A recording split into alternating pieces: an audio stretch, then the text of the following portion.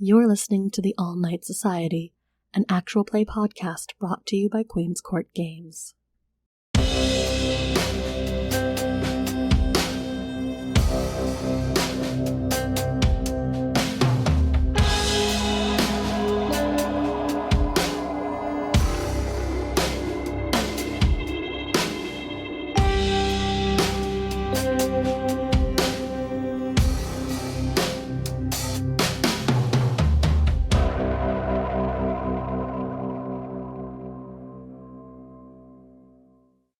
Our evening begins in a location we haven't visited before, indeed one that is quite a surprise.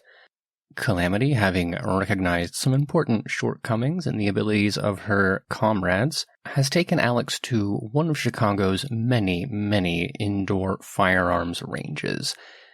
This one tucked away on the north side of the city, where the average incomes increase and the diversity is remarkably lower.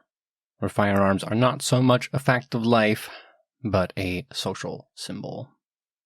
Well, Alex, I have to say I'm a bit surprised at the turn of interest that you've taken. You strike me, no offense, as the kind of person who, once they have something that works, doesn't really feel the need to elaborate further. You know that you can beat people black and blue, you can rip them limb from limb. All it takes is a little bit of blood, a little bit of thinking, and you become a muscled monster, a machine of destruction. And I would think that would be enough for you. Adding firearms to it, sure, you could, but that's a level of learning that to this date you haven't really connoted to me is that you're into. I mean, so the fact that you're into this, I'm surprised. Well, first and foremost, don't get it wrong. I love the personal, hands-on approach. As I've learned when I slayed that kindred, that getting my hands on something is the most thrilling part of the challenge. But then there's that little idiot inside of me who grew up watching Rambo and grew up watching all of those action movies. And when I see that big gun that I know is going to punch a hole into the one thing that really makes me doubt my place on the chain of combatants and supremacy, I think to myself, I'm not good at that. But oh, if I could be. I don't know. I mean, I was handed a machete by a very strong woman. And I'm very happy with that. But if I could take that gun, rack around into that cylinder, pull the trigger, and see it explode, oh yeah, I think that could do just fine. Well, hold that thought for a second, because I need to ask, Ivy, is there a television in the manor? I think if you head into the servants' quarter, there's a little roundish one that I think only displays in black and white. I don't know. I've never watched it. So the movies would have had to have come from Alex's phone. You get to hear Rambo through tiny little tinny iPhone speakers. Yes, but just like any other mother who tries to entertain their children with an iPhone, I make sure that he has headphones, so I don't have to hear it. I mean, for someone who's been dead for 40 years, this is very modern parenting. Lock them in the room with a tablet, a device. Let them enjoy themselves. Mommy has work to do. The problem is it doesn't stop him from making the sound effects, so I don't know if it's better or worse. Oh, Alex, there is no way I'm stopping the story right now until I hear some of those sound effects. Hey, I'm gonna do this.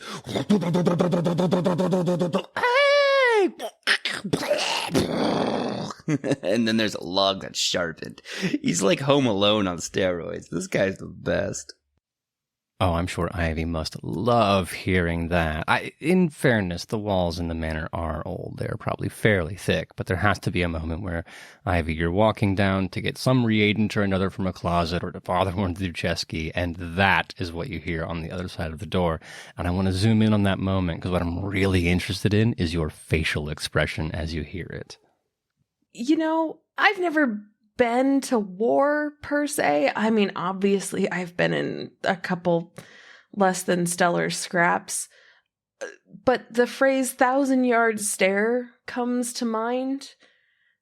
If I had blood that still pumped through my veins, you would see that little vein just above your temple kind of bulge in anger as I hear these sounds, because I'm not used to sounds. The Jucheski don't make sounds, and I like things to not make sound.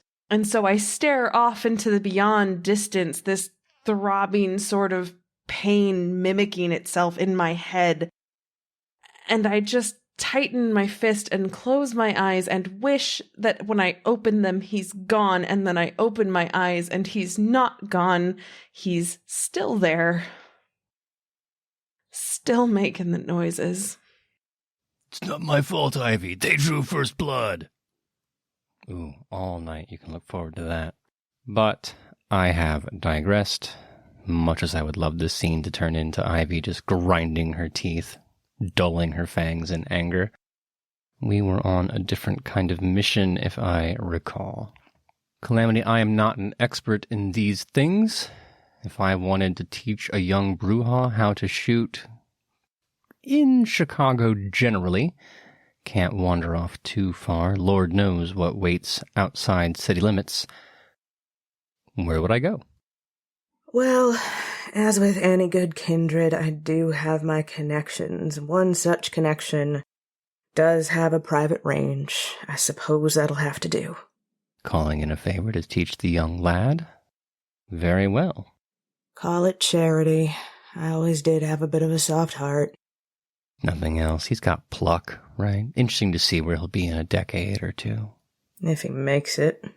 And that, after all, is why we are here. When you say private range, this is attached to someone's home? Yes, let's call it that. Very well. We can dispense with the cars and the arrival. Alex, you'll have to Uber. I doubt that Ivy's going to let you borrow her vehicle, and yours is still the subject of an ongoing investigation. That said, we find ourselves in the stall of this private firing range. For those of you who've not been inside one, you can imagine a long tunnel, maybe 15 yards because it's indoors. You'll have sound baffles on the left and the right on the walls above, normal fluorescent lighting. In the rear, targets set up in front of angled walls. Ideally, if a round isn't going to stop, you want it to deflect upwards as opposed to coming back towards you. Alex and Calamity will be sitting in one of these stalls. There's a small shelf in front of you where you can keep your ammunition or the weapons you're not using currently. And aside from that, it's just open air between you and your target. Calamity, I'm going to go off on a limb and say you haven't been through a professional firearms instruction course. Do we start with the safety brief, or do we just start with, here's the end that makes the loud noises and a gesture towards the end of the range? Considering that I've been firing off a gun since I was knee-high to a pit bull, I think we can dispense with the safety. I just want to make sure the little fucker doesn't shoot himself in the knee. On the bright side, if he does shoot himself, it won't be that hard to fix. Thank God. All right, puppy. You know how to hold one of these things? Puppy, have you been talking to Ivy about me? Why would I do a thing like that? Nothing, no reason. Right, so guns. Mm-hmm. No. Oh, Lord Jesus. Help me. All right, kid. So this is the muzzle, and the barrel, and the trigger and the stock. You want to make sure the muzzle is facing the thing that you want to shoot. Okay, so I point the muzzle at the target, Mm-hmm. and then I put the stock like in my armpit or on my arm, or Go for the shoulder there, and I'll step forward, and I'll make sure that this kid isn't going to lose an arm when the kickback from the shotgun hits him. Alex, that's got to be an interesting feeling. Yeah, I know people say that my heart can't pump blood, but it does. It's very blush of life right now. Never thought I'd hear that used as a euphemism, but please continue. I'm sorry, am I making you uncomfortable, puppy? No, sugar. Mm-mm. Really? Ma'am? Miss. Gun madam. I don't know. Cal works just fine, pup. Cal. Okay, Cal. This is obviously the first time Alex has had these feelings. Calamity, is this usually how your firearms instruction sessions go? It's usually a bit less fumbling and stammering, but it's oddly charming. Well, stammering as you are, we have a way to determine how well this lesson is sticking given the circumstances. Just for fun, Alex, will you roll wits and firearms? Yeah. Is there assistance that I can offer on that? I would say yes, but you're also giving him a penalty in the moment for different reasons. I have no dots in firearms, so I'm just going on wits alone here. God help us. And that's one success. Yeah, Calamity, I can't put my finger on it, but he is not paying the kind of attention that he should. It's obviously not the case that he can't find his shoulder or doesn't know what the stock is. It just becomes apparent that every time you try to move his arm to hold it correctly, you don't want to lock your elbows. You need to actually have the stock pressed up against your shoulder. Don't leave any space. You're trying to impart these very simple lessons. And his head's just not in the game. Oh, puppy. I'm sorry, Cal. Miss Calamity. I've never been good at this. I believe me, I'd like to be. This looks like a lot of fun. We can either keep trying or maybe do you have like silver boxing gloves or something? Well, it's also not something that you're going to pick up on day one, sugar. So practice makes progress. Remember that. Practice makes progress. Okay. So I get an excuse to shoot big guns for a while. I think that is okay. And tell Ivy if she gives you any kickback, it comes directly from me. Oh, I'm gonna. Yes. Thank you, Cal.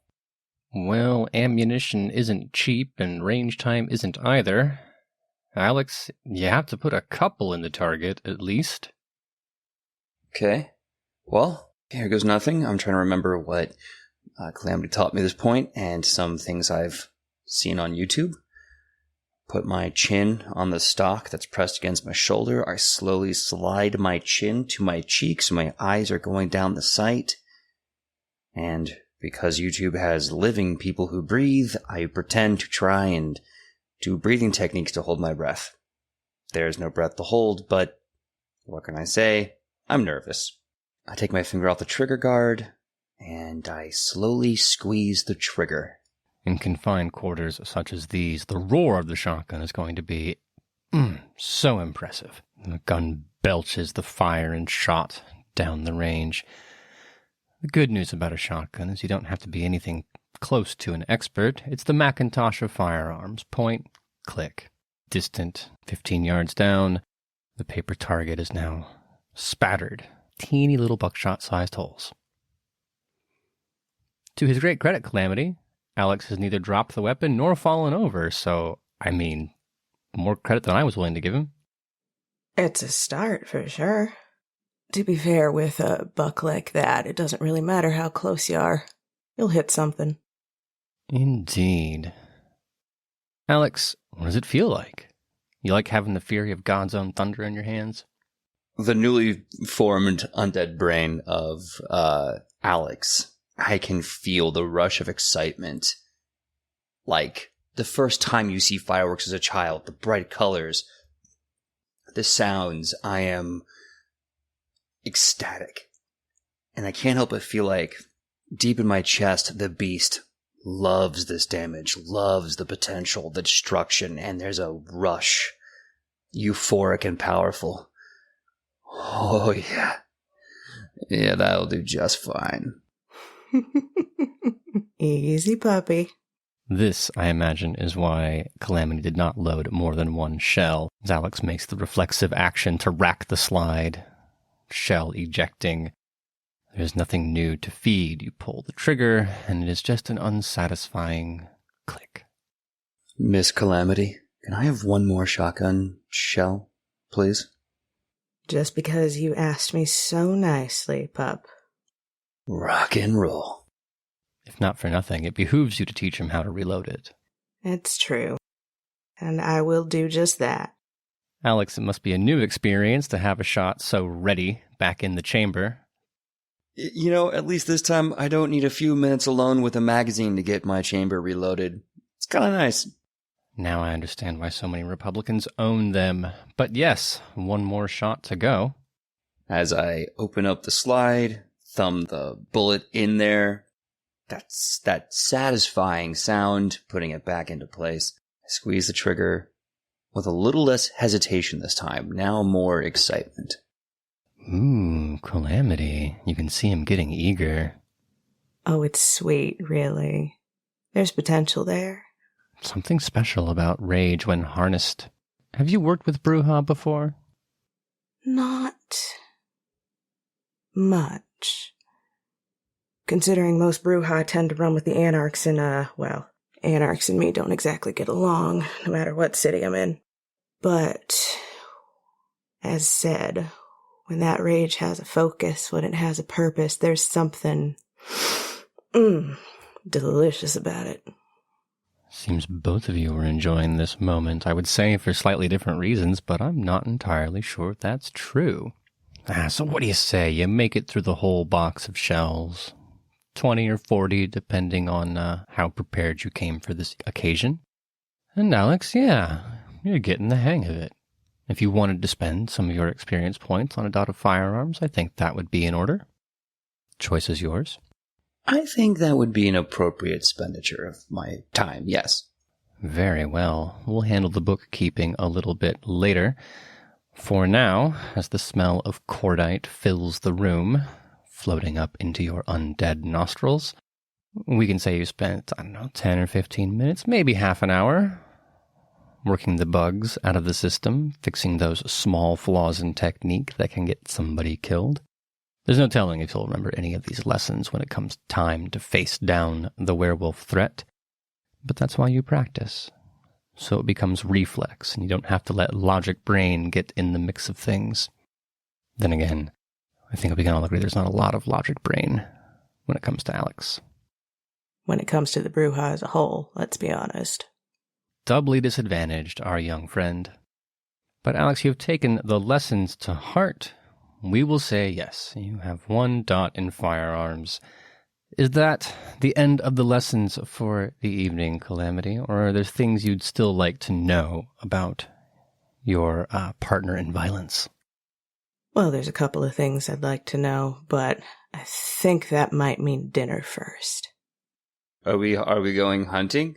I can put on my Apex suit. I look really freaking cool. I look like a superhero. I'm really proud of it. Oh my goodness. It's critically important for you to know that he's not joking. I'm sorry, pup, when you say Apex suit? Okay, so, now this is a secret between you and me, because I have to keep everyone safe, but I am a superhero, and my superhero name is Apex. It's like Alex, but it's a P instead of an L. And you're the Apex Predator? Yeah. I put on this super cool suit. It's got this awesome looking A symbol on the chest, but it's all black matte armor, and I go out and I beat up bad guys, and I eat douchebags. It would be at this time where I would have to try to make sure that I'm not laughing at the dear, sweet, young kindred standing in front of me. Because as ridiculous as that is, it's also, again, oddly charming. I mean, not for nothing. Ivy has said it in the past, not to Alex's face. She would never give him that kind of validation, but there is something about his enthusiasm and naivete that reminds you of times when you were human, before the edge was worn down by the vagaries of an undead life. It's been a long time since I've seen someone with that much pluck. Nigh on 80 years, honestly. Pluck he has in abundance. Well, I don't know, Alex. Dinner first.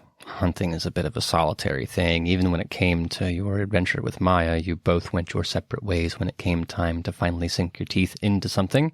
With that off the table, I think the only way you know how to flirt with vampires is to throw farm equipment, if I remember correctly. Or them. Yeah. When you say it was flirting with Ivy, that's what was happening back then? No. Maybe, I don't know. You and I can dig into the differences between a platonic throwing somebody and a romantic throwing somebody later. For now, is there more training to accomplish?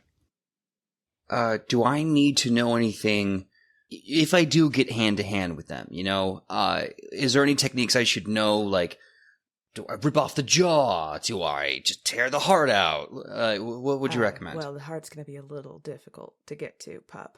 But you want to keep yourself away from those claws. Have you been shot? Yeah, recently. Dude shot me with a shotgun. And it was cool. I didn't feel anything. Well, something to keep in mind when you're facing up a Garou. It's not going to feel cool. It's going to feel like he's shredding your insides, because that's what they do. So, keep away from the claws. Keep away from the teeth. Okay. Don't touch the claws, don't touch the teeth. Got it. Or at the very least, don't let them touch you. Ooh, okay. Okay. Don't let them touch you. I think I can do that. Really? Oh, you think you can play keep away with a Garou? And I will absolutely try to take this little puppy to the floor. Close quarters. Well, you have the leverage. Calamity, will you roll strength and brawl for me? I sure will. That'll be 6 successes. Damn. Well, that's a mountain of dice, Alex. You can roll dex and athletics, but you will be at a penalty because I think it's safe to say this one's coming at you while you're flat-footed. So why don't you call it -2 dice between friends? Okay. That is 1 success. Oh, Jesus, you are on your back before you have time to think. You're still smiling because you thought you were clever, and then, like a flash flood, like a strike of lightning, just wham! One moment you are vertical, one moment you are horizontal, pinned to the ground by what I presume is an incredibly smug gangrel. That would be a correct assumption. There's an incredulous look of being impressed. A level of being impressed that is trying very hard to suppress the rage that is building for being thrown on my back like this. But I'm very impressed nonetheless, as I just chuckle. Okay, point proven. So I'm going to have to do the flipping when I see them. Got it. Flipping, throwing, playing keep away. You just want to make sure that pretty little face of yours doesn't get fucked up like mine did. You think I'm pretty? Don't let it go to your head, pup.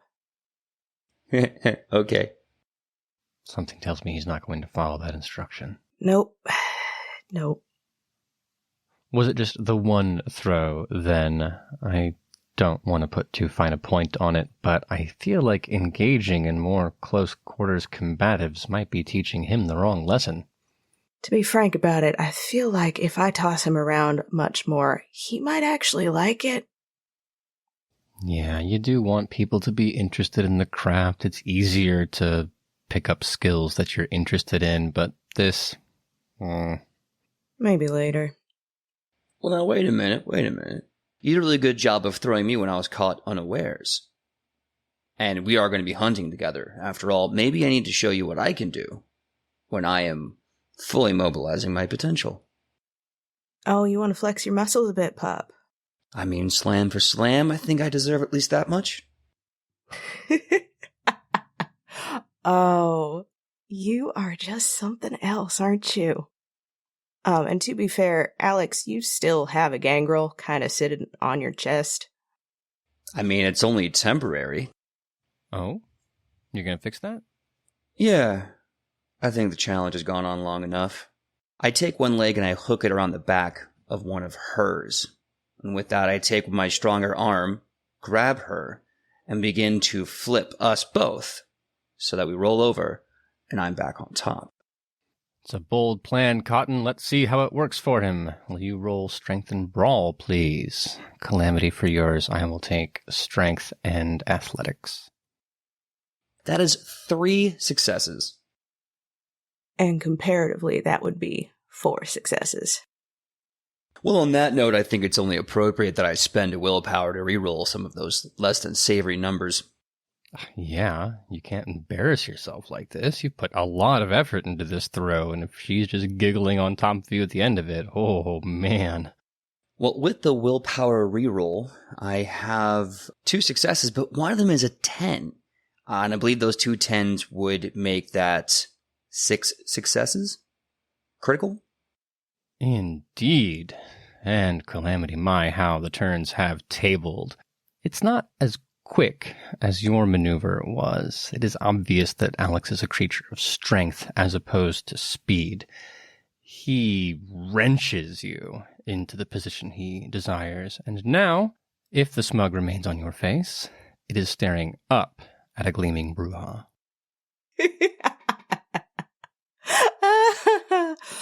Oh, you are too fun by half, puppy. With a sheepish grin, I retort back, well, I'm glad I'm good for a good time. I'm gonna go now. Oh, you done with me already? No. No. No.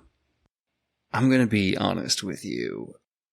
Yeah, I'm very proud of the fact that I was able to kill a gangrel with a shoe. That's very exciting for me, but I'm gonna face something that I've never experienced before, and I just want to make sure I'm as prepared as possible. Yeah, I know I'm very strong, I know I'm very capable, but I also know I'm very new at this. And I can do this. I know I can do this, but if you can be patient with me, I think I'd really like to have your experience. Oh, you hear that, Calamity? He'd like to experience you. Well, I wouldn't say I'm new to the area, but it's been a long time since I've enjoyed Chicago proper. All right, puppy. Why don't we see what you can do? All right. Gladly.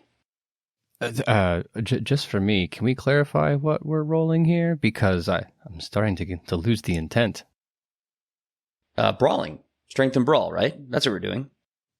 Oh, yeah, definitely that. Right. Yeah. Dex and grapple? Dex and grapple. Yeah, grappling and boxing and fighting stuff. Grappling.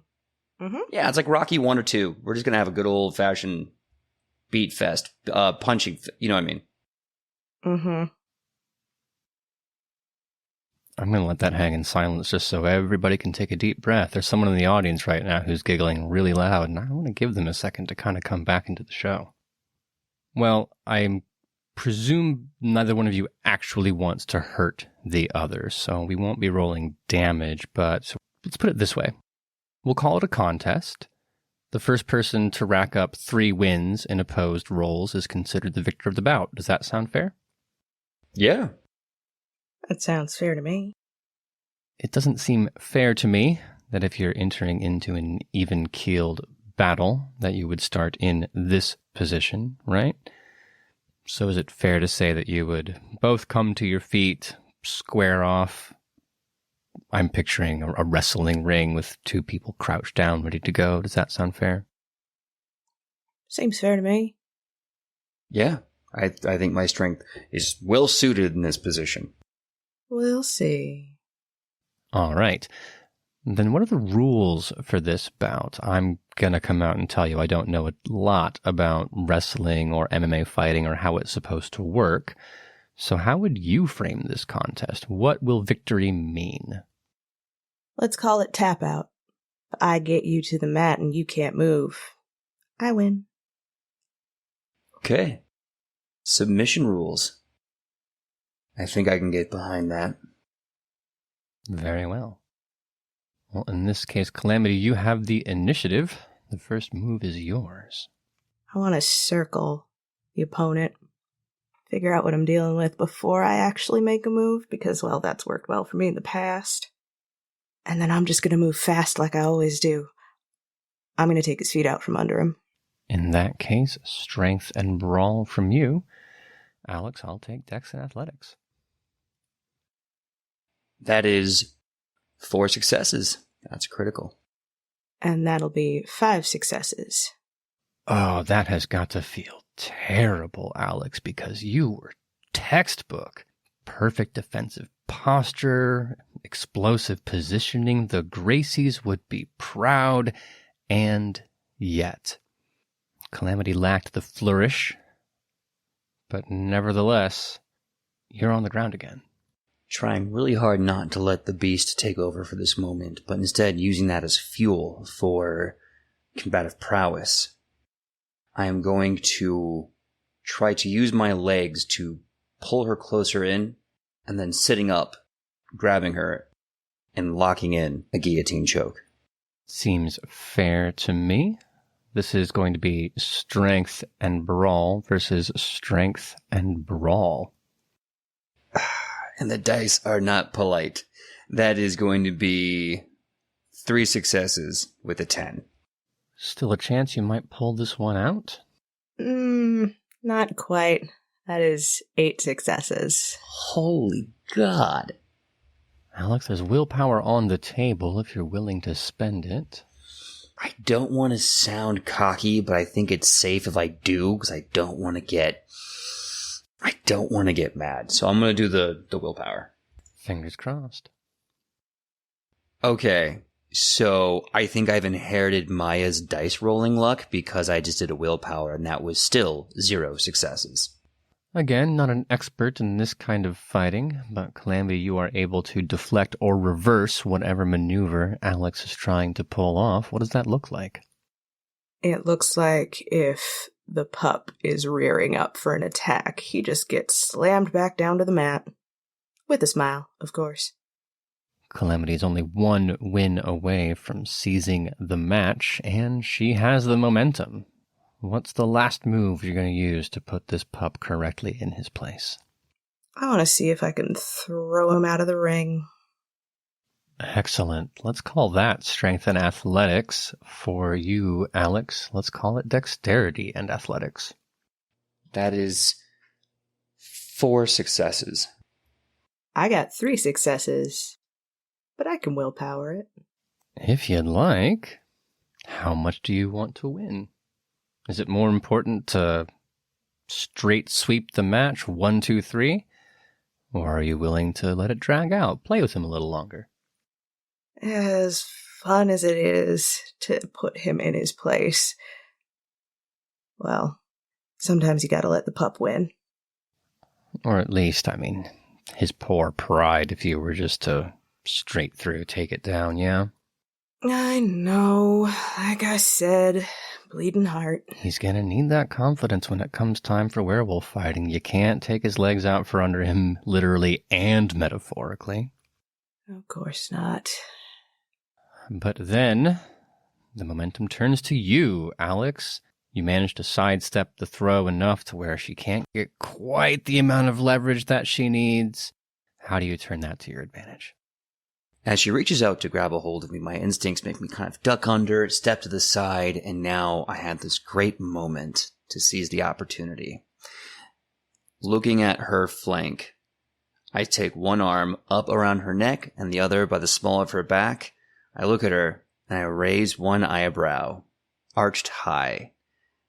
Growing up, I used to love watching wrestling, and this is one of the most electrifying slams in sports entertainment. As I wrap my arms around your neck, I bend and lift with the knees because I am going to put you on the rock bottom. Very well. Let's go strength and brawl versus dexterity and athletics. Okay. So that is 5 successes. And that's just a 4. This is turning out to be something different. Look, Calamity, you let him have the 1. Are you going to put an end to this, or are you okay letting it drag out? Let him have it. He's gonna need that pride of his when we go up against something that'll really rustle his jimmies. Then we arrive at 2-2. The next win will determine the victor. Alex, you made the last attack, which means Calamity, the moment of truth. You've been toying with him long enough, scrambling. Now you're back on just even enough footing. And you need the move that's going to end this once and for all. You gave him his confidence, but you still need to come out on top. What's the move? Well, he's just slammed me onto my back in a rather spectacular fashion. If I had any breath left, it probably would have come out in quite a rush. But he's still got an arm on me, and I can use that, so I would like to use my weight to turn him on his back again. All right, strength and brawl versus strength and brawl. It's just hands and leverage and twisting hips and flexing biceps. This is raw power. 5 successes and a crit. Oof. Well, that's a 5 straight. Ooh. That teeny little edge. All right, Alex. The two of you are struggling for this final moment of dominance. It's just raw power, sheer aggression. But there's one little thing that you know because you've trained in this. It's not animalistic. You have all the muscle, yes, but this is about technique. What's that one teeny edge that lets you pull out the W here? With everything, it always comes down to dominant leverage. As a hand rises up against me, I know full well that without shoulders or hips, she can't go anywhere. Putting up one knee to stop her hips from rolling over mine, shut off her main mobility for leverage. Using the other to let her grab me by the back of my hair if she so chooses. The other one of mine will go planting right to her shoulder. And with great strength, I stop her from rolling me over, and I pin her back down. I slide my knee across her belly, and I put her into a full mount as I look her in the eye and say, "Pinned ya." My, puppy. You got promise. Like I said, I'm a quick learner, and I think I'm okay for a good time. I'll be the judge of that. Keep that in your head, Alex. You can update your Schminder bio. Oh yeah, no, I should probably get rid of it. Uninstall the app on my phone. Well, if nothing else, but look at things you won't need to be searching, at least for the near future. Found yourself a partner in sweaty tumbling, one way or another. Unfortunately, I think that is where our little exercise will have to end as you pick each other up off the floor, retreat from this home range, and return to your night. Although Alex and Ivy have accomplished quite a bit over the last few nights, we would be remiss if we did not return to our La Sombra Malkavian duo and see what they have been getting up to while Rosa Hernandez's schemes play on. I'm not 100% sure what an evening alone with Anna has in store or how it rates on the acceptability scale, the entertaining scale. I do suspect, no matter how bad it is, it's going to be better than whatever Ivy and Alex are getting themselves into. Meeting new vampires is always troublesome, more so under these circumstances, and a gangrel to boot. This Newberry thing might be getting slightly out of hand, but I do think it's better than all of that. Would you agree? Depends. It's all relative, right? I suppose. I know if I had to choose between them, I think curiosity alone would drive me towards the situation you find yourself in. I'm more inclined towards curiosity than stupid bravado. We both know that. Well, then I suppose it doesn't matter where Ivy and Alex are going. If Alex is there, there's going to be stupid bravado. Exactly. Thus, we arrive in this Uber by default. Anastasia, how are you holding up? You survived your first Elysium. Seemed pretty exciting. I feel curious and overwhelmed at the exact same time. I never realized how big and complicated and boring the outer vampire world really is. But also, I feel kind of sleepy and I just want to take a nap. How classic introvert story, right? You spend 6 hours preparing for the party, 1 hour at the party, 12 hours decompressing from the party. Yeah, it's almost like I have a hangover. A social hangover. Maya, you've had a few of those, haven't you? I don't want to talk about it. Oh, well, unfortunately, you're going to have to talk about something. The drive out of downtown is going to take significantly longer. You left Elysium just in time for the clubbers' commute. So while traffic in Pilsen, not so bad, you are going to be spending a bit longer than you want to on the streets in between the gilded skyscrapers of the Windy City. And having experienced as much of Anastasia as I have so far, I cannot imagine she is going to tolerate that trip in silence. Are we going to have a sleepover? Yeah, yes, Anna, we're going to have a sleepover. Do you want to eat popcorn? Anna, I can't eat popcorn unless this is a very specific metaphor. Or watch a movie? I can watch a movie. Yes, we're going to watch movies. And braid each other's hair. And put bras in the freezer. This is way better than a dumb vampire party full of old people that are boring and suck and are angry all the time. I give a hard look to the driver. I can only imagine what's going through his head. Yeah, they really do have a habit of sucking the energy out of a room. I can't imagine if they were real monsters. A wink and nod to the Masquerade. Who's going to believe this guy anyway? No, one of the easiest things to do is hide in plain sight, so long as one or two of you do it. Besides, it's Chicago at this hour. Wouldn't be surprised if there was an actual vampire rave going around somewhere that just branded itself actual vampire rave with literally real vampires, and people still wouldn't pick it up. In fairness, I'm banking on that. Well, I like your odds in that sense. Small talk on the drive aside, eventually you will be required to exit the vehicle, head yourself out into the Pilsen neighborhood. It's older homes, not quite the teensy tiny 500 square footers that popped up everywhere after World War II. This is more of a 60s, 70s kind of housing. Still, lots of brick, lots of two-story walk-ups that have been torn apart and made into two expensive apartments, no doubt, one of which belongs to Anastasia. So when your Uber driver turns the overhead light on and announces that you have arrived, it is at the end of a cul-de-sac.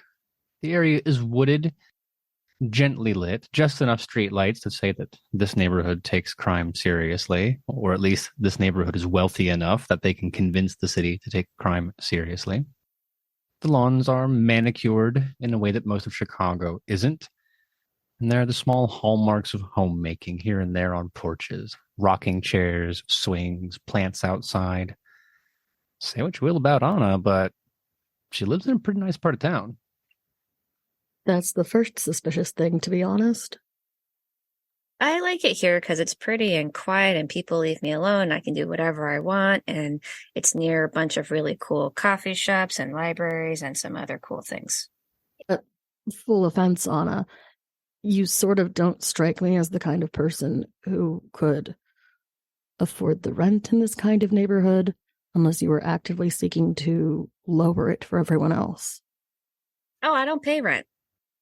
So, what, you just convinced someone to let you live in their basement? Oh, no, I have a whole brownstone all to myself. Okay, you understand why I'm confused then. You don't like the color brown? Anna, there are two kinds of people in this world who get their rent paid for free.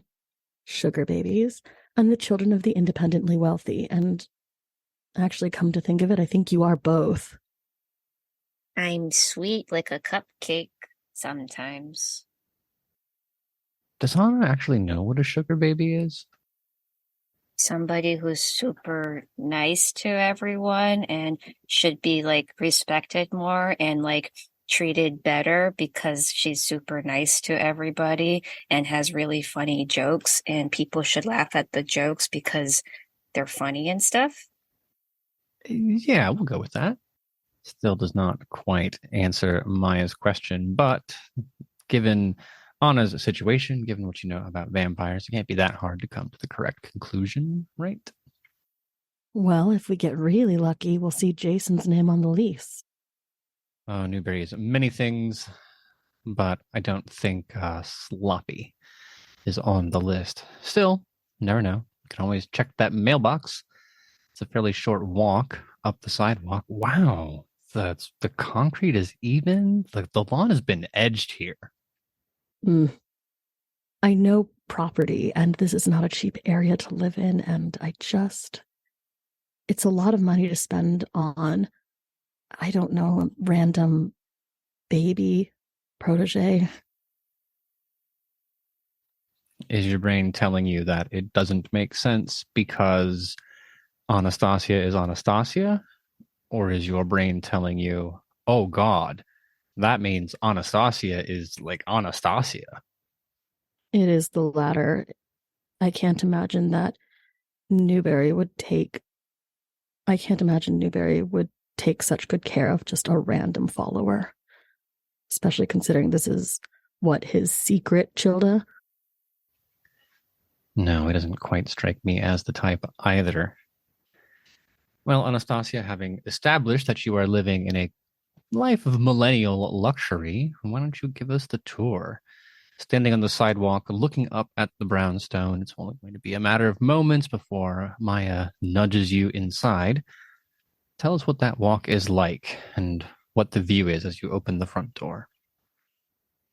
Okay. So my neighbor to the left is a really nice old lady, and she always says hello to me when she sees me, and I always say hello back to her.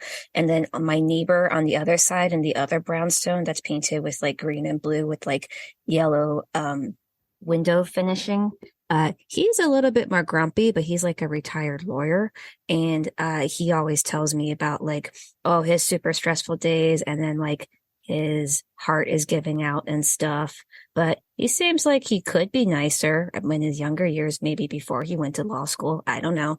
But then also on the sidewalk and stuff, there used to be cracks in it, but then somebody came and got rid of all the cracks. So it's pretty smooth now. And I like to use it for like sidewalk art, like with chalk and stuff in the summer. And then this doorbell is my favorite part of the entire building facade because like Anna, please. Let's just go inside so we can maybe change out of these. And I indicate the dresses. okay, but this doorbell is really cool. It's like in the shape of a lion head, and sometimes it looks like it's winking at me. So the door opens up. Is it a landing? Is it a foyer? It's a foyer, and it's got like the double staircase up to the upper floor, and there's plants and hardly any furniture, but there's definitely a lot of plants, like in all types of different pots. And there's lots of paintings hanging up on the walls. Yeah, I'm sure the plants are very, very interesting. I'm definitely going to spend some time in the foyer poking around looking for any obvious mail that's been left out. Well, while Anastasia is explaining the genus and species and likely origin story of all the plants in this area, wouldn't be a Chicago brownstone foyer without those nice little corrugated metal keyed mailboxes. All right. Easiest thing to do is rifle through people's papers. Does the mailbox look like it's full? It's super full, but I don't touch it at all. Yeah, I'm supposed to empty it, I guess, but It's like in chronological order, and I don't really want to mess with that. And yeah. Well, Word of God says you have a mailbox that is likely so stuffed it probably hasn't latched. Easy enough. I'm just going to pull a handful from the top. Oh, I mean, the second you open that, it's tumbling out like you're in a weird Pixar cartoon, like a fire hose of mail coming out. However long ago Jason Newberry disappeared, that was probably the last time someone actually put the effort in to clean this thing out. On the bright side, you have all the pizza coupons and dental office advertisements, and do you want to change your cable TV provider notices? You're never going to run out. You're set for the rest of your own life. Amazing. Kindling for the next fire in Chicago. Who are they addressed to? Not Anna. No, and not Jason Newberry unless he has changed his name to current resident. If there are utility bills or a rent statement from a landlord, those don't appear to be coming here. I guess I was being naive. I guess I was being hopeful that it would be that easy. I'm just staring at the mess on the ground and with a small sad look on my face. I guess I'm never going to magic school now. As I understand it, they deliver that by owl, not U.S. Post. But that said, that is one lead down for Miss Lagasse. Ugh. I wish it could have been that easy. All right. Anyway, I'll help Anna gather the mail and claim it's in chronological order, and we'll bring it into the house for their... If nothing else, doing your own small part to maintain the masquerade. Well then, two vampires, both immaculately dressed for a very fancy night on the town, one of them with an arm full of unwanted mail, now approaching the front door to Anastasia's apartment. I can only imagine the sense of excitement in one of you and impending dread in the other. Anastasia, as you rip the Band-Aid off, revealing your living quarters, door spilling open to the inside, what is the first thing that will catch Maya's eye? A ton of stuffed animals, like a giant pile of animals from all over the world. There's an axolotl and a rhino and a giant tiger and a lion and some dragons, just like anything you can think of. And they're just all over on the floor in a giant pile with pillows. And I assume we're not talking like ordinary bed-sized stuffed animals. These are like carnival prize stuffed animals. Of all shapes and sizes and colors. Well, there you have it, Maya. God knows what's under that pile. I saw where Rebecca lived, so I'm not, I guess, as disgusted as I could be. At least it's not a grain silo. Yeah, no, I expect significantly less bird shit, unless there's a surprise lurking somewhere. With Anna? Quite possibly. Anna, who buys your stuffed animals? Me. I am a self-made stuffed animal connoisseur. Yes, but do you work that? Like, is this paid for too by your dad? No, I use a credit card like everyone else. Interesting. And I suppose that's how you acquire all of your clothes and other things you need to exist, yes? Or sometimes I just make a phone call and I tell the store what I want and they just send it over. But that's only sometimes. As we're making small talk, I am going to spend time just looking around the room as well, kind of doing that slow walk and pick up something and put it back down. Some good old-fashioned quiet snooping. Yep. I don't expect your odds are going to be especially good, but Anastasia knows best. Aside from stuffed animals, what else takes up space here? And for that matter, where is Maya picking things up from? Is the room well furnished? Is it well decorated? There's like side tables and stuff around the edges of the room, like really vintagey looking, like end tables. And then there's drawings and paintings just like slapped onto the walls. Anything we'd recognize? Are these prints or original works? Farmers market fare? They're all traditional and original works. Some of them are really, really nice and detailed, and other of them are just like scribbles that it looks like a preschooler made them or like a really angry toddler. Well, no offense to Anastasia, but I think that narrows down who the artist is. Can I show Maya something? Oh, you don't have to ask me. If it involves what I assume is slightly antagonizing Maya, you have all the permission you need. I dive into the stuffed animals pile and I grab out 2 onesies, one covered in rubber duckies and the other one covered in teapots. And I show them to Maya. Do you want to wear these? They're really comfy. This dress is sort of itchy. This whole game is just put Maya in stupid outfits. Anna means well. Did Maya pack a second set of clothes? I didn't get that far. Well, it's going to be that dress the rest of the night or the onesie. Those appear to be your options. I'll take the teapot onesie. Between ducks and teapots, I feel that teapots are at least a little more dignified. Anna, is there a place I can change? I gesture with my head to the stuffed animal pile. It's pretty roomy. Is there a bathroom or another room? Killjoy. Yes, there's one around the corner. I immediately leave. I don't head straight to the bathroom if there are other rooms in the space. Oh, it's laid out like most brownstones. There would be a living room / great room. The kitchen is attached, sometimes separate, but it depends on how they tore up the original building. And then a long hallway down the axis of the building because they're much narrower. They're much longer than they are wide.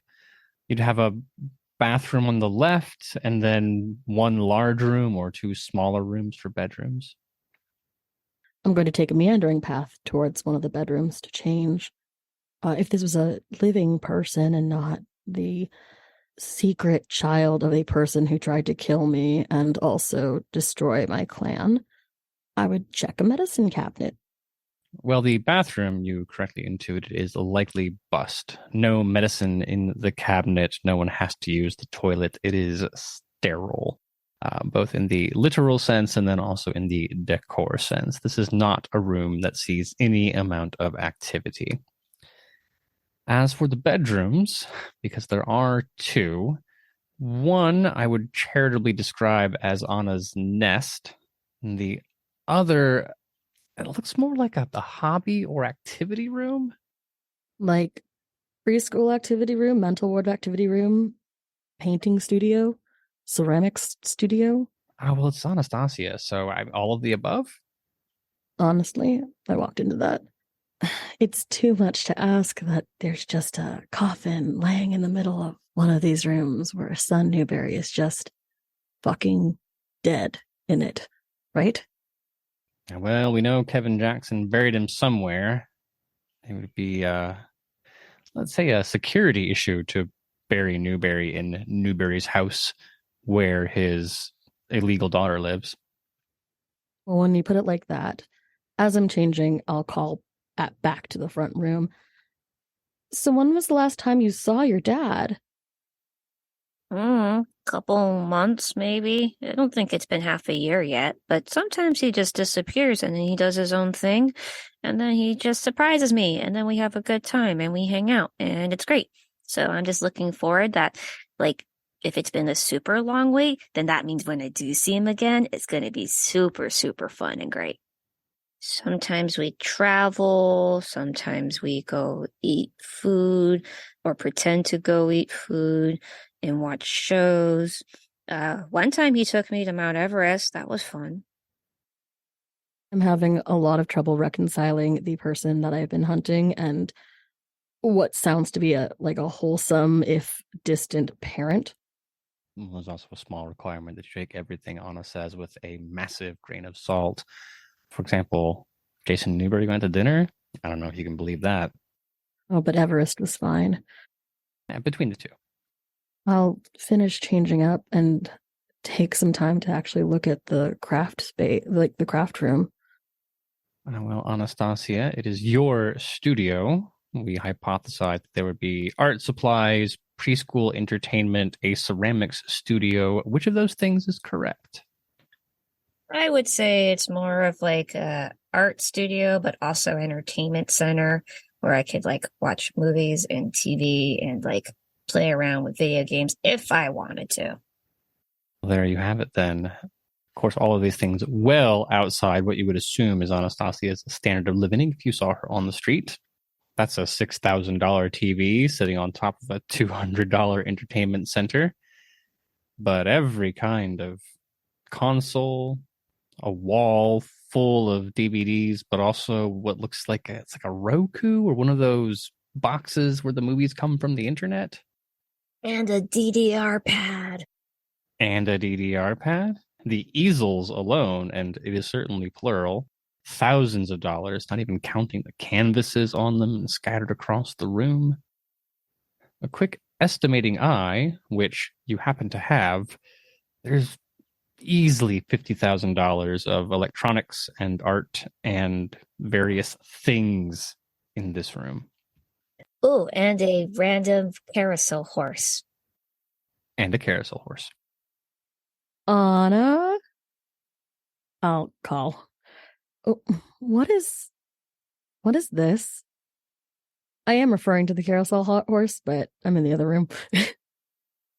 That is Achilles. He's so super, super nice, and he was carved for me on request by my dad at this old carousel museum in Connecticut, and then it was shipped to me all the way here. I like him a lot. He looks angry. I like it when they look angry. That's a very expensive present, Anna. I can't help but feel a little bad for Anna right now in the sense that I've seen this sort of doting before. It's usually really absent parents who just think they can buy their kids' affection. It's a familiar shape, and it's a little disappointing, but only because I kind of feel like Anna's genuinely loves her sire. Who seems to be returning the affection in the way that absentee fathers do. An Xbox here, a carousel horse there. I guess knowing Newberry, I'm unsurprised. It's a shame. Anna seems like a cool kid, even if she is incredibly weird. It's hard to say how much of that was from before and how much of that is from after. Still don't know how much of that came in the original Anastasia packaging or how much of that is a result of spending time with Jason Newberry. She's been under his thumb for years at this point. If it's to be believed, he's charted the entire course of her adult life. You saw what he was able to do to Zion. That was in a few weeks. Imagine if he had 10 times as long to sink his teeth into you. Newberry broke Zion. This is different. It's like watching the clumsiest parent try to take care of someone. Well, plenty of time to pontificate on those finer points later. If the thud of padded feet are to be believed, you are about due for a visit from the Carousel Horse Museum curator, as Anastasia comes thundering down the hallway and appears in the door. I'm also holding a pair of teapot slippers for Maya to wear. I have rubber ducky slippers on over my onesie. I can't articulate the face I'm making, and I assure you it isn't pleasant. So, your dad got you a carousel horse by way of apology? No, just because he thought I would like it. This is Achilles. He's super angry, and he was hand carved for me from the Carousel Museum in Connecticut and shipped over, and I love him. Oh yeah, he's also given me other things like these easels. They came all the way from Italy, and this sketchbook came all the way from France, and look what I drew in it. And I open it, and it's a colored pencil drawing of Jason Newberry. Well, you recognize that shock of blonde hair and aquiline features anywhere. Unmistakable. I fight every urge in my body to roll my eyes at the picture, and I'll take the notebook from Anna and start flipping through it.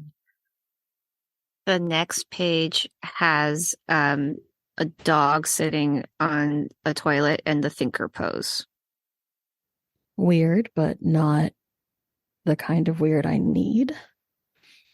Yeah, just trying to keep like Maya in that investigative mindset. Like everything here is like peeling for her, right? The next page after that has a loaf of bread fighting a muffin to the death. Creative. Still not quite what I'm looking for. Love something unsettling, sinister. I get the feeling that Maya's not too impressed with my French sketchbook, so I want to show her other stuff. I grab her arm and I pull her to the other side of the room to where like one of the big giant easels are, and there's a cloth over it. And I turn to her and I say, "Okay, we'll check this out. Maybe you'll like this better." And I pull the cloth off, and it's a giant portrait of Maya, and she's like posed like one of those Aphrodite women in the oil painting, and like her bits are all covered, but like, super fancy and everything. I am absolutely speechless. I think she likes it. I think she's having a very strong reaction to your art. Yes. Anna, make a willpower roll for me. That's one success. Ooh, that is not a lot. So you're speaking to Maya. You're having a perfectly ordinary conversation. But you feel this presence standing behind you. Entirely familiar. Familial, even. Feel the hand come down on your shoulder as this gaunt, blonde, very handsome man stands beside you and pulls you in close. Anna, we've talked about this. You know you're not supposed to tell people what you can do. I was just sharing my talents. You said I could share my talents with the world. I just can't talk about what you do. I know. But do you see how this is becoming a problem? Because our friend here, she's very, very curious. And I wouldn't want us to end up in a position where your desire to enthusiastically share your art reveals something about us. About me. Okay. Fine. I won't draw her anymore. Can I still draw Usu? Oh, yeah.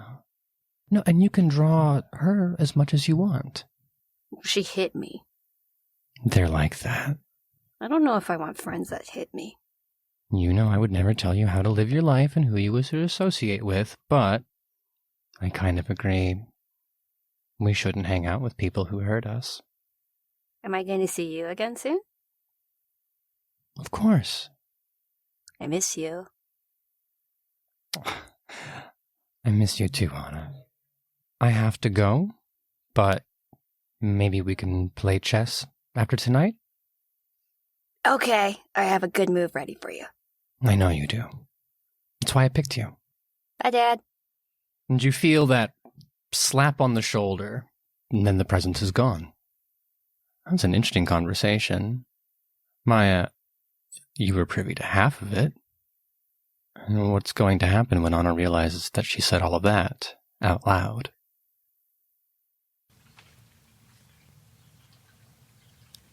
Now, with that cliffhanger firmly planted, we can travel back across Chicago, south to the center of the city, to the Duchesky Manor.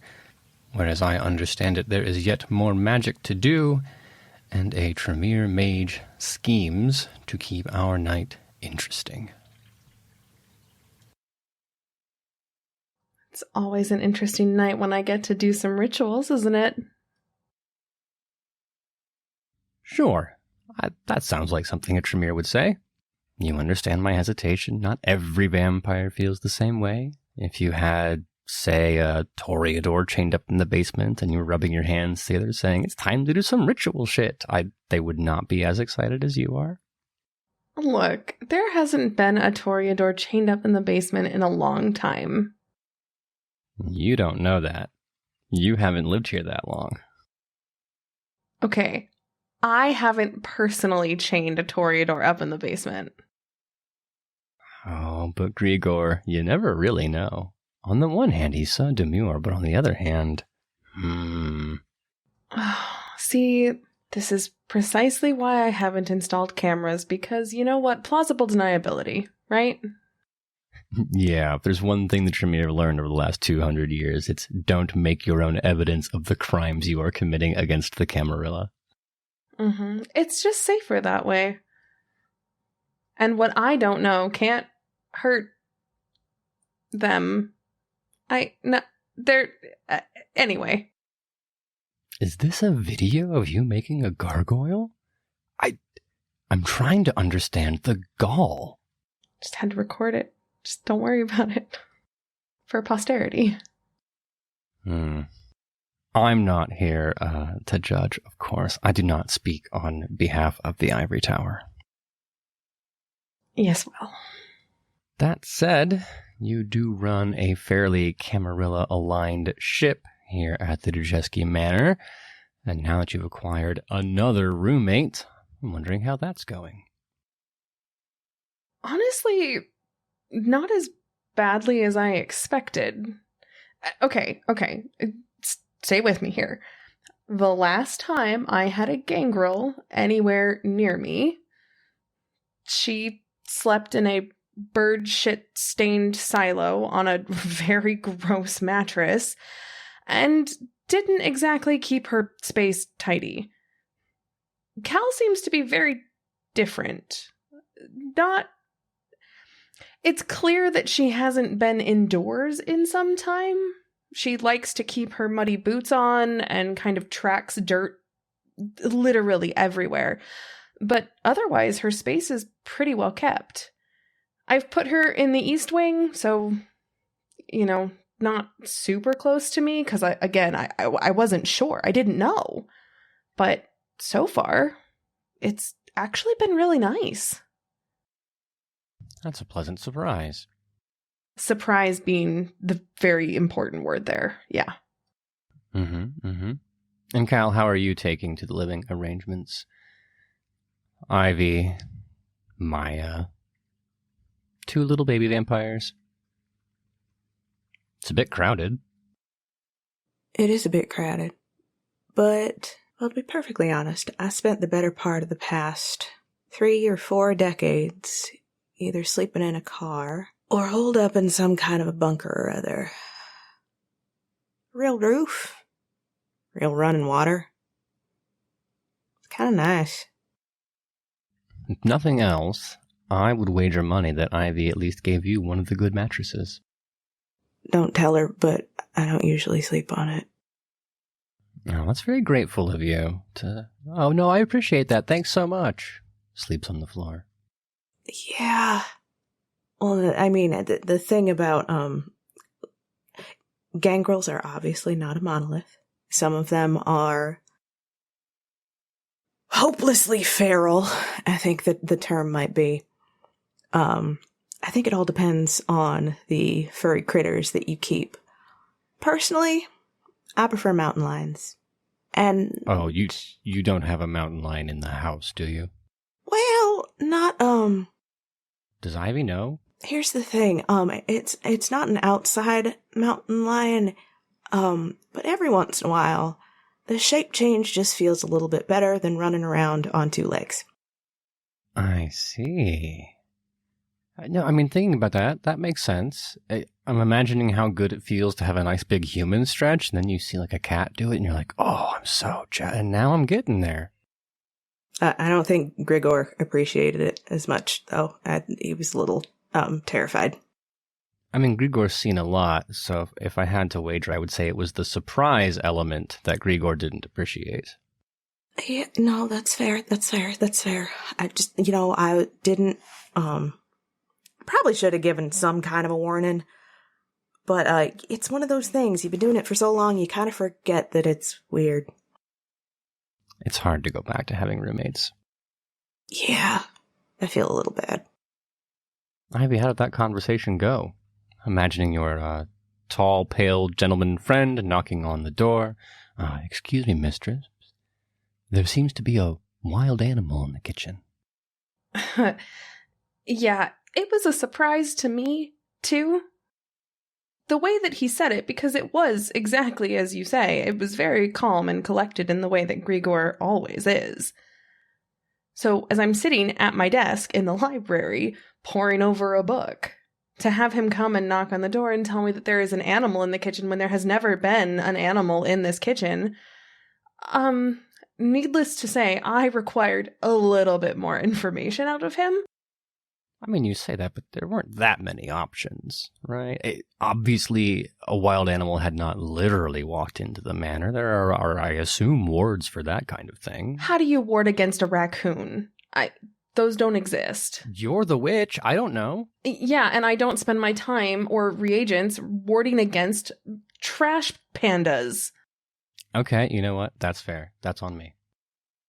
But yeah, once he clarified giant, lazy, tawny cat lounging, it all kind of came together. All I had to do was ask if there was a scar on the right side of the cat's face, and he was a little taken aback and said, actually, yes. And I said, okay, I see. It's Cal. She's a gangrel. And he just nodded and walked off. Grigor's been around. He knows enough. You gotta love that about him. Very difficult to surprise that man. Indeed. The same obviously could not be said of Regent Dusable. He was quite surprised when you were digging around the werewolf section of the Chantry Library. But hey, I mean, he left you alone in the end. Small victories. Indeed.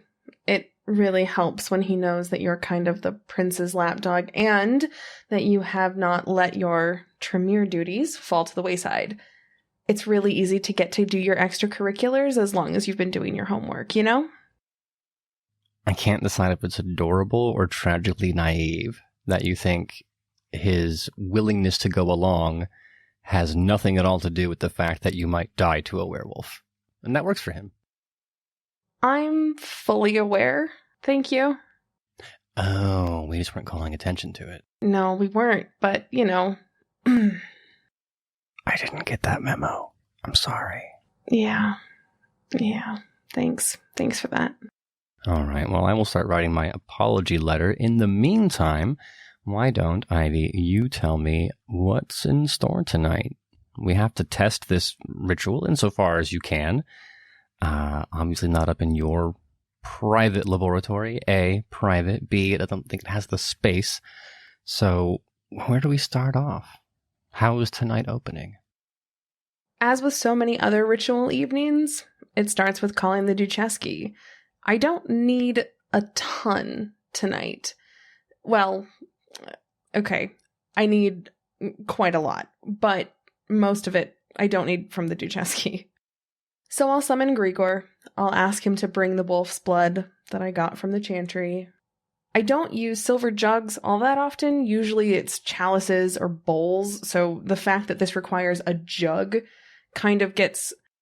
I wouldn't call it a look of surprise on Grigor's face, because I'm not 100% sure that he's actually capable of that facial expression, but a little bit of curiosity, I suppose.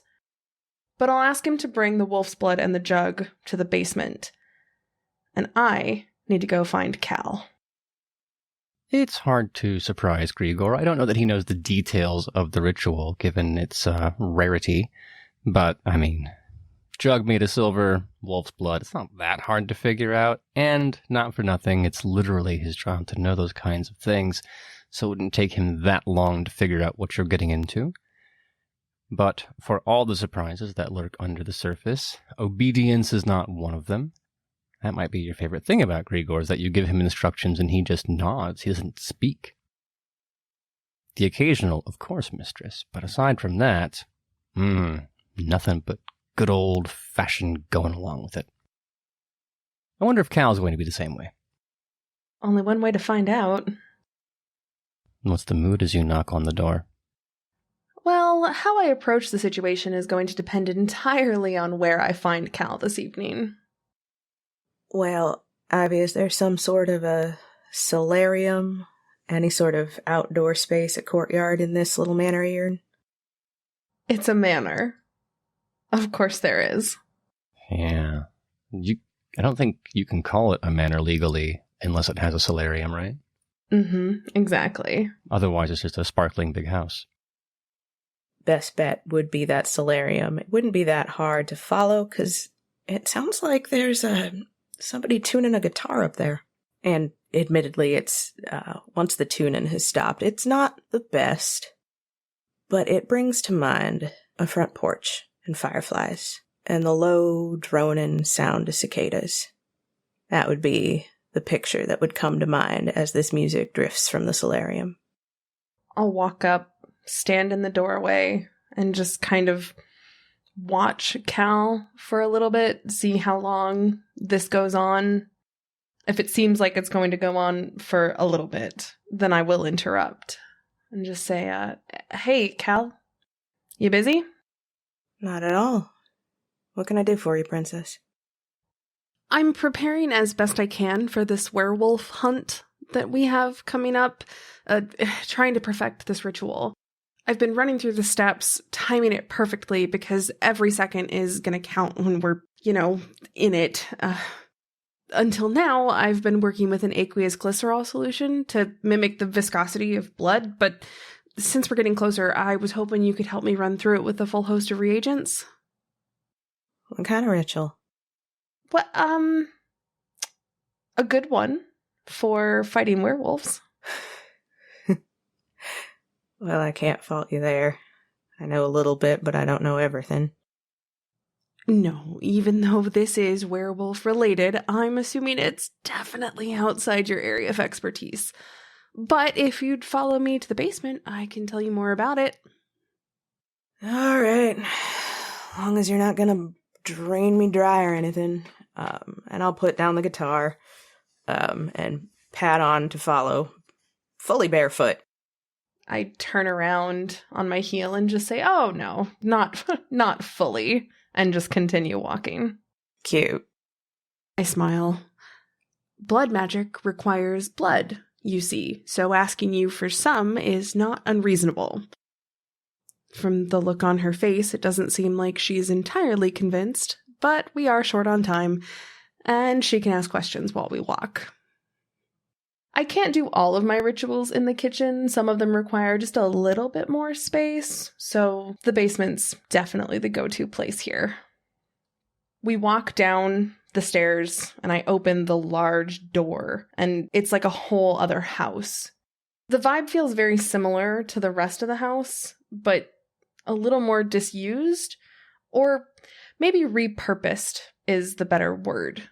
Because as we walk past the little powder room and head towards the lounge, there's a couple doors to the right that open, and I have no need for a steam room or a sauna or a jacuzzi, so you'll find all matter of reagents stored there.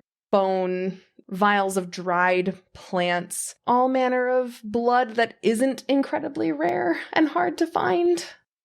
This is the creepiest episode of Hoarders ever. Excuse you, it is not hoarders in the slightest. This is incredibly organized. That's the key difference? How organized the piles of newspaper are? Exactly. Yes. See, you get it. Every day's a learning day. So as we head past the reagent stores, we enter into... Hold on. You're not What? You're not going to expect me to just slide on past this. What do you have here? They're just reagents. And yes, I can actually expect you to just walk on past because that's rule number 1. Don't touch anything. I'm not gonna touch it. I'm just looking. Shit. Oh, fuck, I have to change the rules. As Cal peeks her head in through the doors, I see her eyeing the first room. It used to be the steam room because it is full of different bird feathers. They all serve a different purpose. I can't use like a pigeon feather when I need like a dove feather. Like it's very specific. Huh. Makes a certain amount of sense. You wouldn't use a Bowie knife when you need a paring knife. Yeah, sure. Same vibe. I'm sorry. It's a little more grand than I'm used to. A lot more space. A lot more shit. I don't know if I appreciate my thaumaturgical reagents being called shit, but, In fairness, some of it probably is shit. That looks like a vial of shit right there. It's guano, okay? It serves a purpose. My apologies, Princess. Lead the way. I'll lead Cal past the bar, keeping an eye on her. There's nothing in here anymore. I definitely don't use this as a bar. But as we pass under this beautifully carved mahogany arch into this large open space, I'm pretty sure that modern homeowners would actually use this space as some sort of man cave, but everything in here has kind of been pushed to the side. There are some chairs lining the walls, there are bookshelves and things, and then the biggest space in the middle of this 20 by 30 foot room is just open. And there are some stains on the floor from past ritual work, but it's very obvious that this is where I practice. And I have a big grin on my face as I turn around and gesture broadly to the space and say, well, what do you think? I don't think I've ever seen anything quite like it. Thank you. Well, what are we doing? What do you need? I spin around to look at the built-in countertop towards the back of the room and find, of course, because Grigor is Grigor, the jug and the vial of wolf's blood. And I glide on over, picking them up in my hands, and I turn to face Cal. This is where you come in. I take the jug and the vial, head towards the middle of the room, and set the jug down. Gonna be an awful lot of blood. Well, yes. But again, that's why you're here. I mean, partially why you're here. It's not gonna all be your blood. I have a theory. I would like to test a theory. What kind of a theory? Okay, so this requires, as you said, a lot of blood. But as I've studied this ritual, reading various manuscripts and notations and tomes, I've discovered that there's nothing that says that the vita used to perform it must be the sorcerer's. And before you ask, typically, yes, my magic requires my own vita, or it'll specify if it needs somebody else's. So my theory is that this ritual could work with additional vita donations from other kindred, and that somebody who has experience fighting against the lupines, or even just somebody with slightly more animalistic tendencies, might be able to strengthen the spell. You want me to give you a little oomph? Yeah, I mean, that seems right up your... And I'll wave my hand in a circle, kind of gesturing at her whole body. It's kind of your whole vibe, right? And I can't help but be a little bit amused at the gesture. And as I sit here with my hands in my pockets, eyeing what may be the kindred reincarnation of Courtney Love, and I will crouch, roll up the leg of my worn jeans, and pull a small knife out of the holster from my ankle. Where am I going? Okay, all right. Hold on. I appreciate all of this energy. This is great. One moment. Were you expecting more of a fight, Princess? Yeah, typically people are not super forthcoming with their Vita, so I was definitely expecting to have to talk you into it. I mean, that makes a certain amount of sense, but we're working together, aren't we? Yes, but you may have no idea how little that matters sometimes. Matters to me. And I appreciate that about you. I truly do. I turn towards my supplies and I grab the vial of wolf blood to open it. I've practiced this enough that I know exactly how many milliliters I need, so I measure it out and I pour it into the bottom of the jug. Now the problem is, we need to fill this entire thing, and it is quite a lot. I would really like to only fill about a third of it with my own Vita and have Cal provide the rest. I take my nail and I slice down my forearm and let enough Vita drain into it to fill it about a third of the way. And I close the wound, scraping any remaining blood against the rim of the jug. And I motion for Cal to come over. Well, while you do that, first of all, Ivy, can you give me a rouse check? And then as that happens, Cal, in a just and equitable world, you would expect the jug to be about half full when it's your turn. It is not. Does that catch your eye? I'd say it does. And I'll watch the blood slowly dribble down her wrist and start to pool over the wolf's blood. And I'll watch as it stops, and I'll watch as she seals the wound. And I'll just carefully spin my knife between my fingers. Gonna need a fair more amount than that. Yes, and that's where you come in. I will step forward, spin the knife again, look at Abby. We're working together on this, right? I let out a forced sigh. Yes, Cal, we are. I know what you're getting at, but here's the thing. I provide blood, you provide blood, and then it will cost me more to cast the ritual itself. We will be, in the end, providing the same amount of blood. See, that right there, that's the kind of legalistic maneuvering that makes people not trust the Tremere. I'm not wrong, and I'm not lying. No, she's just very good at saying it in a way that would get most people's hackles up. Yeah, but that's what we like about her. It is. Are you going to give in and provide your, quote, share, end quote, of the bounty? I'll take the knife. I will draw it over my wrist and hold my bleeding wrist over the jug. Then I will need 2 rouse checks from you. That'll be 2 successes. Oh, well, that is something that will need explaining. Before I ask that question, Ivy, how did you fare? Success as well. Interesting.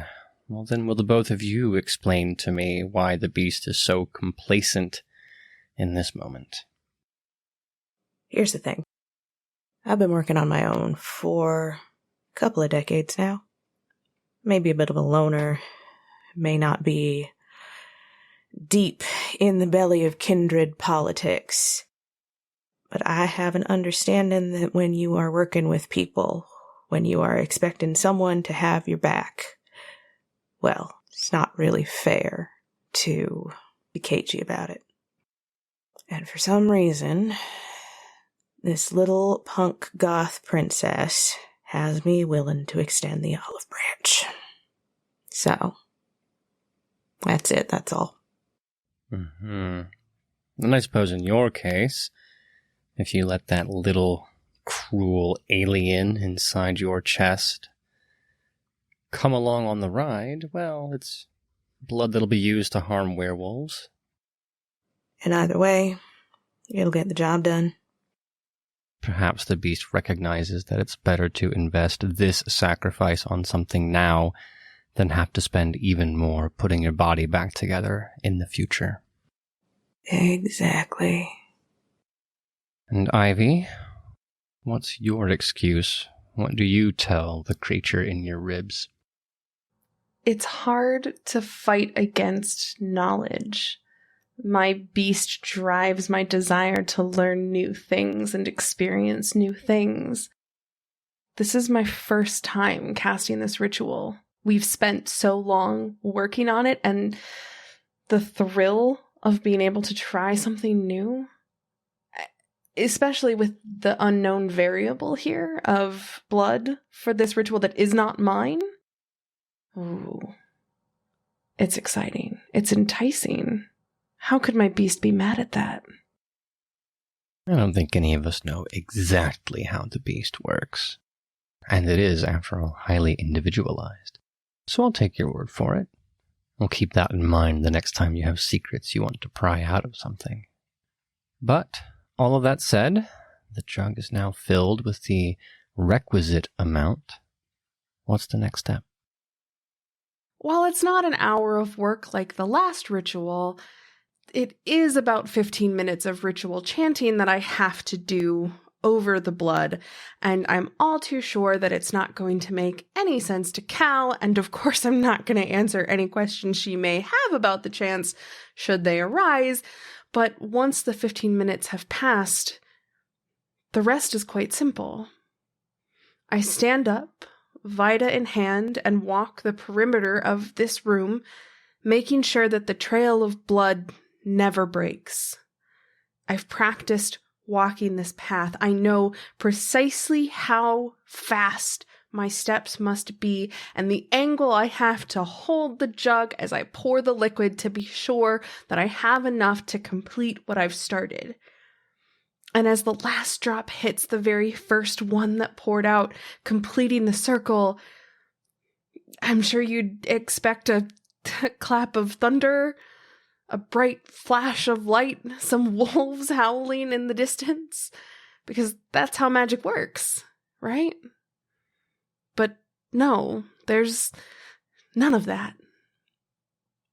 The Vita sits dark and thick and completely void of any additional information. I have no way to know if it worked. But I can't help but look upon this ring and be proud. And I have watched this whole ritual. I have watched this neonate call magic that is so far beyond me, so far beyond my knowledge and my skill, in a way that looks so simple and so easy. Without turning to look at Cal, I say, I never did tell you what this ritual does, did I? No, but you don't seem the type to explain things. Oh, quite the contrary. You need to be very careful when asking Ivy to explain things, unless you've got an evening booked. Oh no, that's true, and she's about to find out.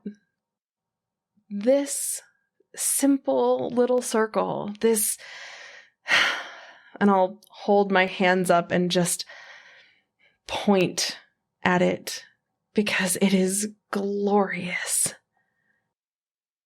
Any Geru that crosses this threshold will be forced into their lupus form for a full day. You're fucking with me.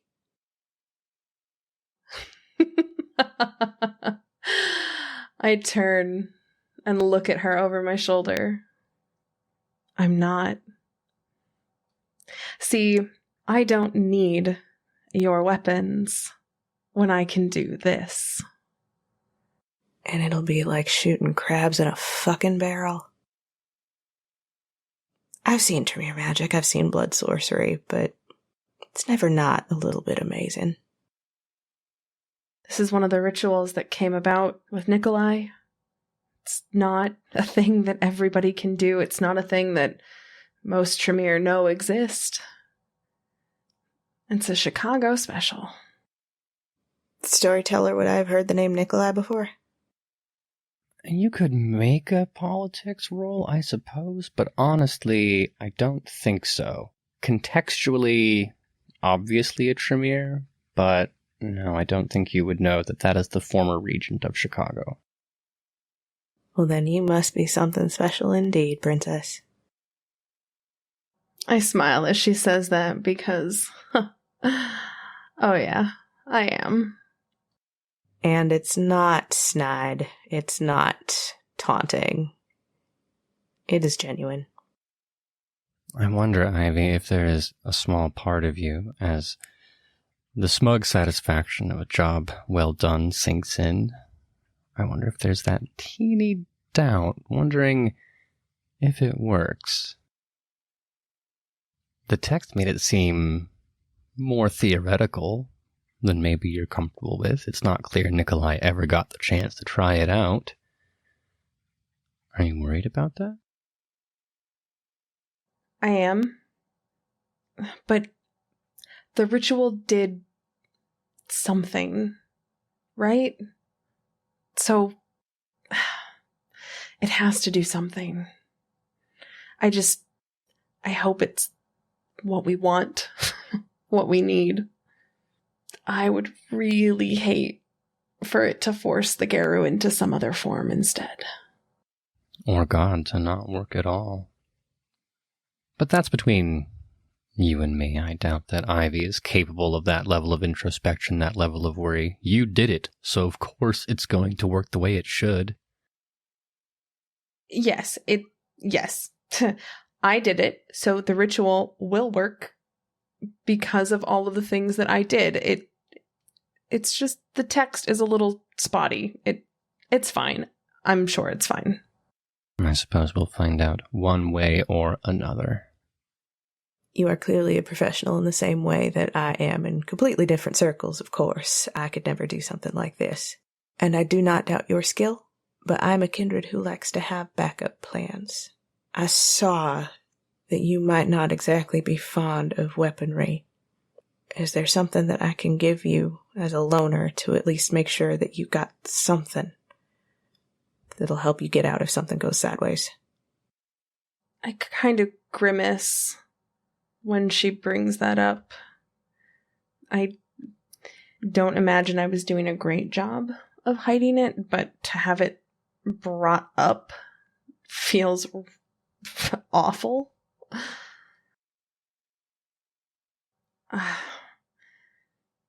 I can't imagine. So, unfortunately, I'm not great with any weapon. I don't know how to shoot a gun, and I gesture to my very thin arms. I'm a runner, not a puncher. So. What about a blade? I wouldn't even know how to use it. Sharp end goes into the other guy. Yeah, no, I understand that much, but I think it's a much different story when they're willing to be stabbed versus not. And I kind of gesture to the floor. Look, I appreciate it. I do. But I'm support, you know? I do the prep work ahead of time. And I help as I can, but not up close and personal. I understand that. I'm not expecting you to get into the fray with me or the pup, but if they sent you and they realize that you are on our side, I am worried that you will become a target. That's all. Well, I'm sure we can find some silver chains or something, right? Actually, yeah, I think I have a couple of sets in the trunk. At the very least, you swing a heavy chain hard enough and throw it, that thing will take a kneecap out. I'm not convinced I can even lift a silver chain, depending on the size of the chain. No, that's what you have Alex for. Yeah. You know what? We'll workshop it. We'll figure it out. I would prefer if all of us get out of this in one piece. Oh, I have no intention of dying that evening. That's what I like to hear. Confidence on all sides. We will see if it is warranted.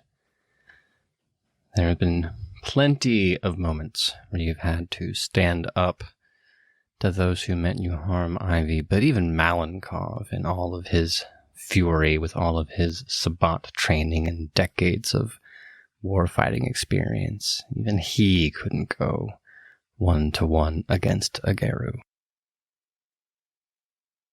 But hey, you survived the SI and you survived the pyramid. One would hope there's some overlap between those skills and the skills required to fend off Ageru. But unfortunately, we will have to wait on that answer, because that's a story for another night. You've been listening to the All Night Society, an actual play podcast brought to you by Queen's Court Games. If you've enjoyed your stay, consider supporting us on Patreon for access to exclusive art, audio, and private fan-only games. For more content, follow us on Facebook, Instagram, or TikTok at Queen's Court Games, or on Twitter at Queen's Court RPG.